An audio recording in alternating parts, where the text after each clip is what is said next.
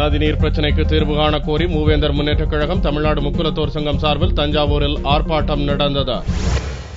Kaveri delta விவசாயிகளின் வாழ்வாதாரமான காவிரி நதிநீர் பிரச்சினைக்கு நிரந்தர தீர்வு காண கோரி மூவேந்தர் முன்னேற்றக் கழகம் மற்றும் தமிழ்நாடு முக்குலத்தோர் சங்கம் சார்பில் தஞ்சாவூரில் ஆர்ப்பாட்டம் நடந்தது. விவசாய விளைபொருளுக்கு நியாயமான விலை நிர்ணயம் செய்ய வேண்டும். கரும்புக்கு டன் ஒன்றுக்கு 3000 ரூபாய் வழங்க வேண்டும். ஒரு குவிண்டால் நெல்லுக்கு 2000 ரூபாய் வழங்க வேண்டும். முக்குலத்தோர் சமுதாயத்தில் உள்ள அனைத்து உட்பிரிவைச் சேர்ந்தவருக்கும் இடஒதுக்கீடு வழங்க வேண்டும் உள்ளிட்ட பல்வேறு கோரிக்கைகள் இந்த ஆர்ப்பாட்டத்தில் வலியுறுத்தப்பட்டது.